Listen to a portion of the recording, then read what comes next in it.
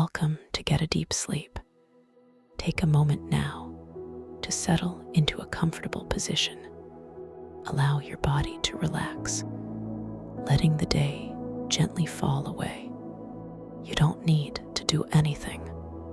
You don't need to focus or try. Simply allow your eyes to close when they feel ready, and let this meditation guide you calmly into the night. The lighthouse stood on its familiar edge of land, where the coast became rock and the rock became open water, and the water moved in its slow, patient way. The day had already loosened its grip, not suddenly, but softly, as if the light had decided to rest. The sky held a gentle fatting blue, and the first quiet shadows gathered in the folds of the dunes and along the uneven stones near the shore. The air was mild, carrying a clean salt scent and a faint coolness that came and went with the breeze.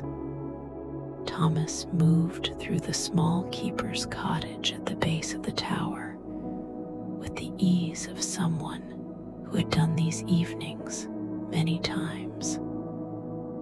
His movements were steady and unhurried, not because he was tired, but because the rhythm of this place asked for steadiness. The floors were old wood, smooth in the places that had been walked most often, and each step made a soft sound that faded quickly, absorbed by the warmth of the house. A kettle rested on the stove, and Thomas set it on the flame with a careful hand. The metal made a quiet, familiar tap as it settled into place. He did not rush it. He laid a small tin of tea beside a mug, and the tin made a dull, gentle sound against the countertop. The kitchen light was low, amber, and comforting, and it made the wooden surfaces look warmer than they had in the afternoon. Outside the window, the sea was already darker, but still calm, still moving in long, slow lines. On the chair by the hearth, a cat slept curled into herself, her fur a soft patch of quiet in the room. Her name was Nell, and she belonged to the lighthouse as much as the stone did. Her ears flicked once at a distant sound, and then she settled again, breathing evenly, her body rising and falling in a slow rhythm that matched the steady hush of the evening. Thomas rinsed his hands in the sink, feeling the cool water glide over his fingers. The water ran in a steady stream, and the sound was soothing, a small, predictable note in the larger quiet. He dried his hands with a towel that had been washed many times, its fabric softened by use.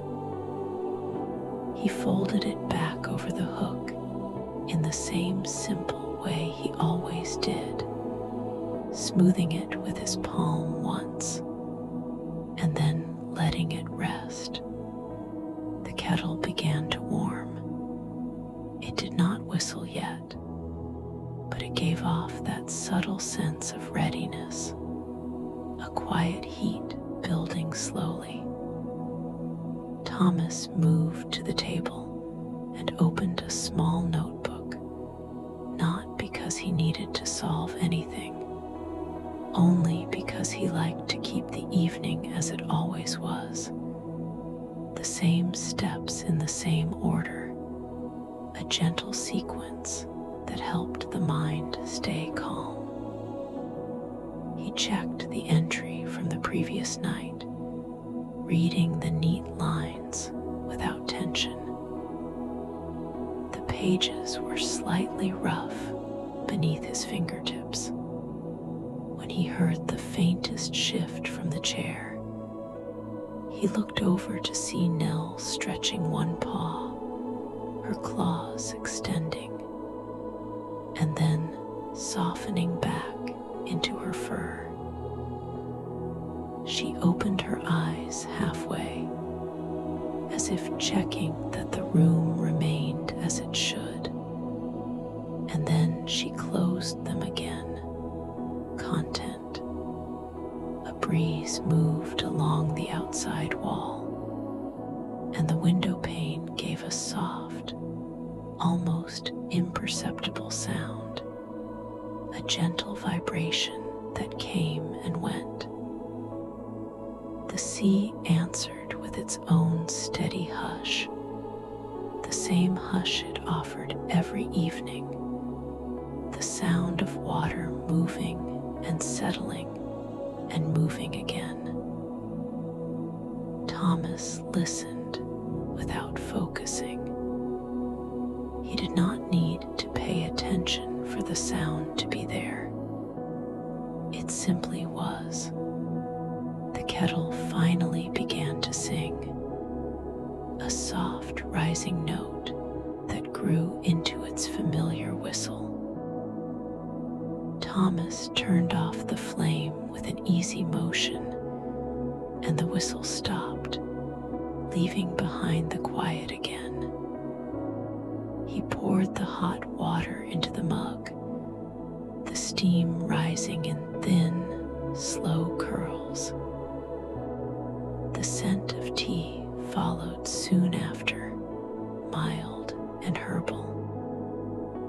He stirred once, slowly, and set the spoon down without clatter. He carried the mug toward the back door, the one that opened to the stone path leading to the tower. The door was heavy, and it opened with a familiar resistance, then swung gently outward. The air outside felt cooler on his face, clean and damp with salt, and the sky was dimming into a deeper shade. The first faint star was visible, not bright, simply present. Thomas took one slow sip from the mug, feeling warmth spread into his chest. He did not linger in the doorway for long, but he did not hurry either. He stepped onto the stone path, his boots making a soft sound on the worn surface. The path led to the base of the tower, which rose above him in pale stone and shadow, steady and quiet. Tower door opened with a soft creak, and then a gentle settling sound as it closed behind him. Inside, the air was cooler, holding the faint scent of stone and metal. The stairwell curved upward, and Thomas began to climb, one step at a time, his hand resting lightly on the rail. The steps were worn and smooth at the edges, shaped by years of use. His breathing remained slow, and the rhythm of his footsteps became a calm repetition. Step, pause, step, pause. The same sound returning again and again. Halfway up, he stopped at a small landing to adjust the lantern he carried. Though the electric light It was a simple habit, one he enjoyed, a small ritual that made the work feel personal.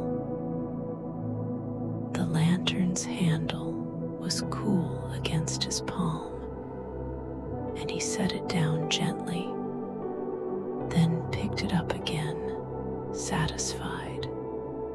At the top, the lantern room greeted him with glass windows all around, looking out to sea in every direction. The horizon was darker now, and the line between water and sky had softened. The glass held a faint chill, and when Thomas touched it with the back of his fingers, he felt the coolness clearly. He set his mug on a small table and began his checks in the same steady order. He examined the lens first, the great curved glass that gathered light and sent it outward. The lens was clean from the morning's care, but Thomas still wiped it with a soft cloth in slow circles, more out of routine than necessity. The cloth made a quiet whisper against the glass. He moved around the lens carefully, unhurried, letting each circle of motion feel complete before beginning the next. He checked the lamp mechanism, listening for the steady hum that indicated everything was in place. The hum was gentle and constant, reassuring. He checked the backup oil lamp, making sure its wick was trimmed, its oil level sufficient. He did not expect to need it, but he liked knowing it was ready, resting in place, like an old friend who could be called upon without fuss. As he worked, the lighthouse began its evening transformation without fanfare. The dimming outside made the interior lights feel warmer. The lantern room felt like a small, calm chamber suspended above the sea, held in place by stone and routine. Thomas moved slowly, his hands steady, his breath quiet. He returned the cloth to its hook. He tightened a small latch, not because it was loose, but because it was part of the sequence.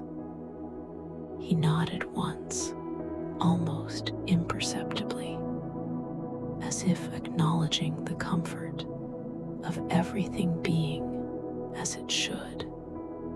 Down below, the sea continued to move. Waves met the rock with a soft, repeating sound. The wind moved across the windows, making a faint, steady hiss.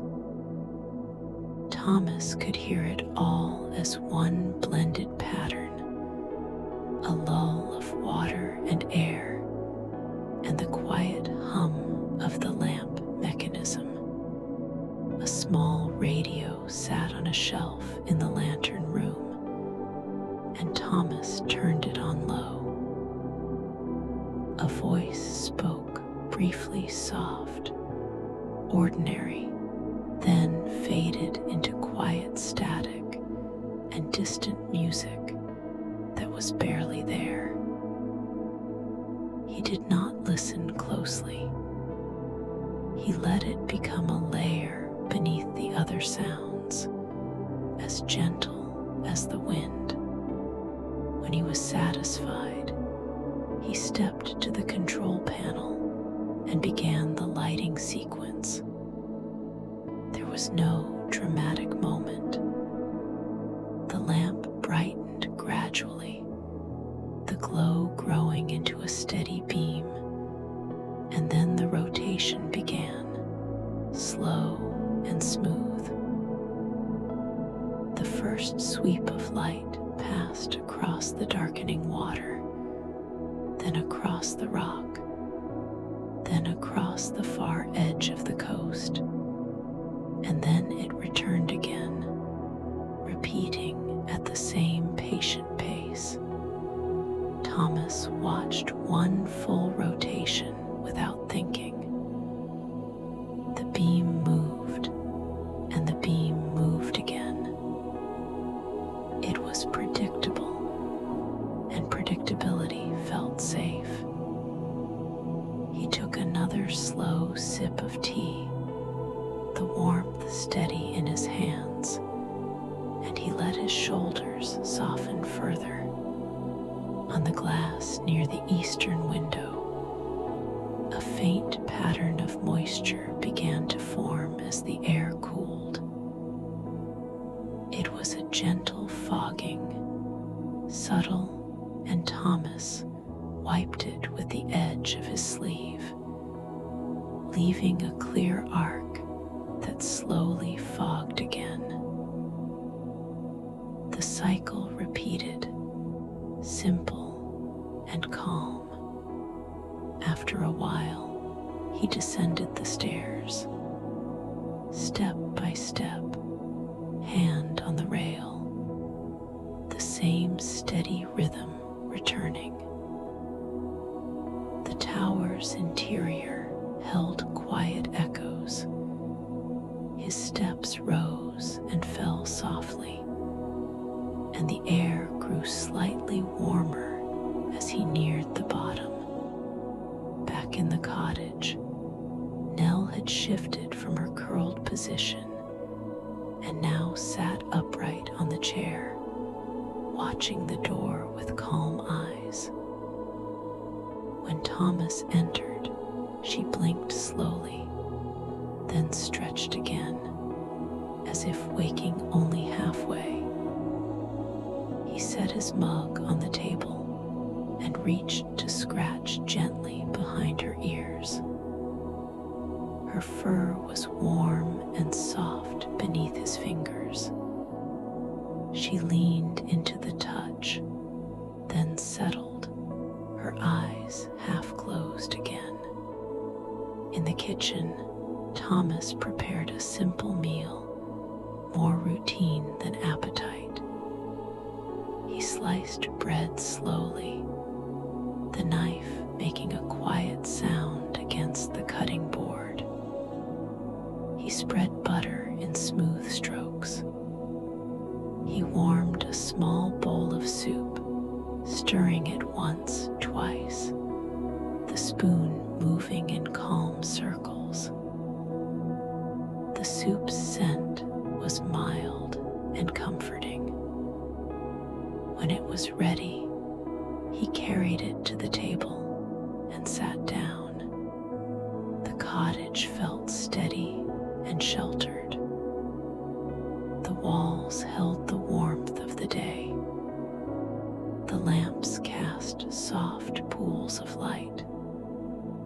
Outside, the lighthouse beam continued its slow sweep, visible through the window as a gentle brightening that crossed the yard and then moved on. The light returned at the same pace, again and again, a quiet reassurance that the night was being tended. Thomas ate slowly. He did not fill the room with noise.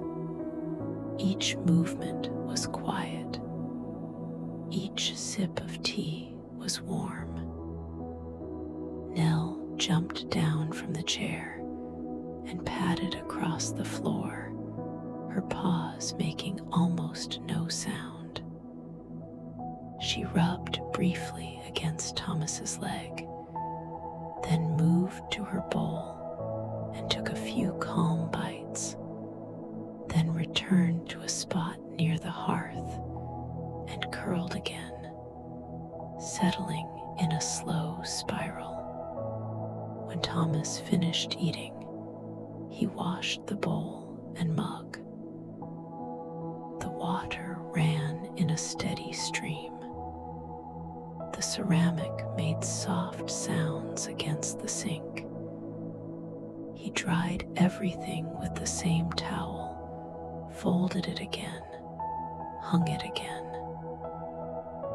The repetition of small tasks felt like a gentle tide, moving in and out, steady and unhurried.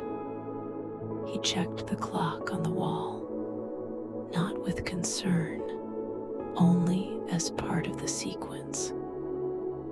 The hands moved slowly. Time did not feel like a pressure here. Time felt like the sea, simply moving. In a small side room, he kept the oil and the spare wicks, and the tools he rarely needed.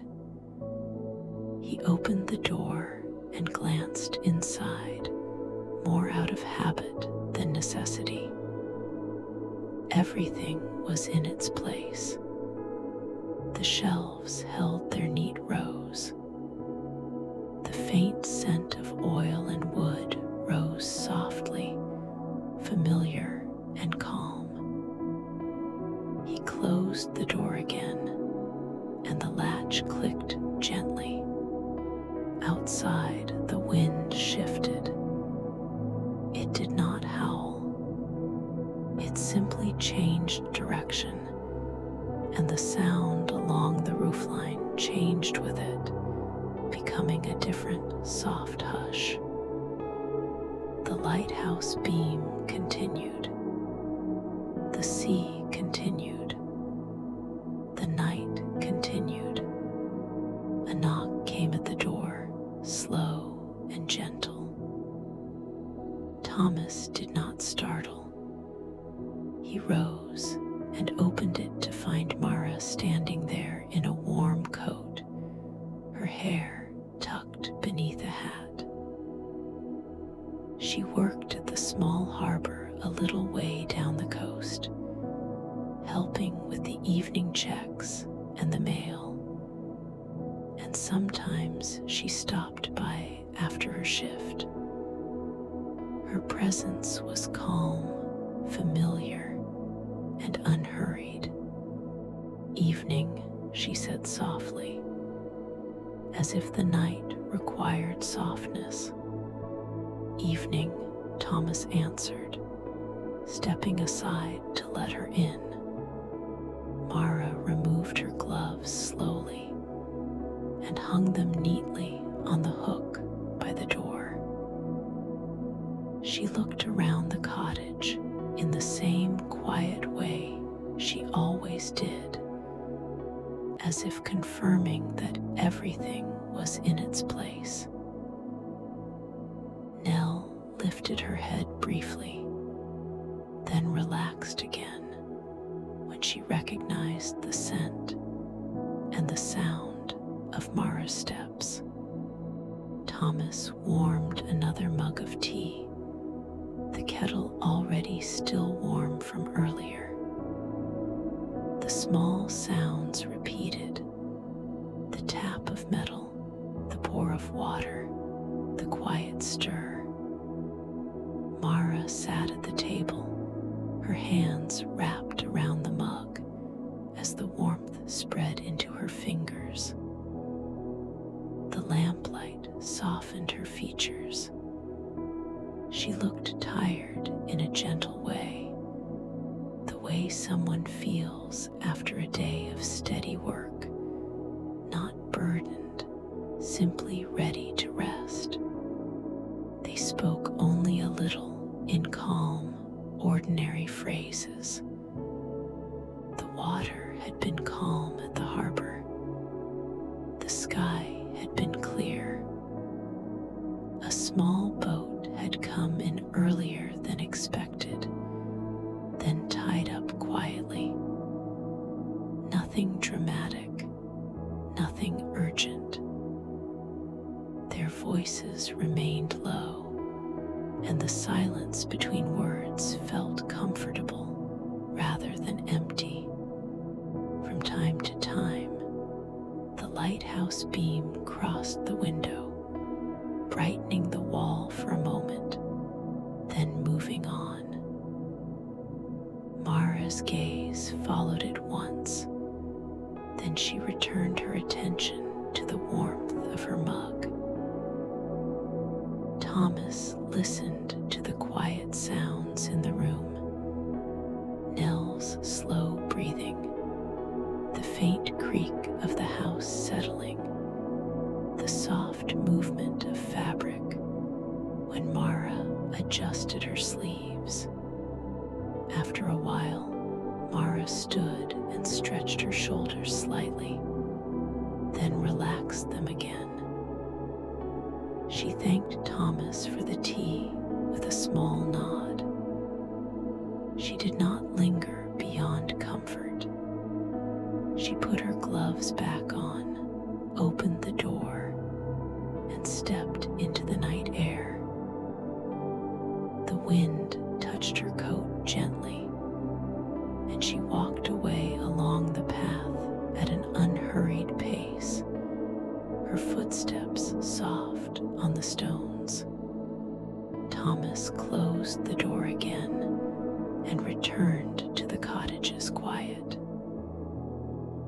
Nell shifted and then curled tighter, settling deeper into rest. Thomas moved through the rooms, turning down one lamp, then another, leaving the light in the kitchen low and warm. He folded a blanket on the sofa, smoothing it with his hands in slow strokes. Even though it was already neat, the act itself was soothing. Before bed, he made one more trip to the tower. The night was fully settled now. The sky was darker, the stars more visible, and the sea below reflected small bits of starlight in long, broken lines. The air was cooler, and it felt clean when he inhaled. The lighthouse beam swept past him with its steady rhythm, the light moving across the coast and the water in slow repetition. Inside the tower, his footsteps echoed softly as he climbed. Step, pause, step, pause. The air grew cooler as he rose, and at the top the lantern room greeted him with its quiet hum and its soft glow. The lens rotated steadily. The mechanisms sounded healthy and calm. Thomas walked around the lantern room once, touching the rail lightly with his fingertips, feeling the smoothness of the metal. He checked the panel, reading the small indicators without tension. He listened to the hum, letting it sink into the background of his awareness. He watched one rotation of the light, then another.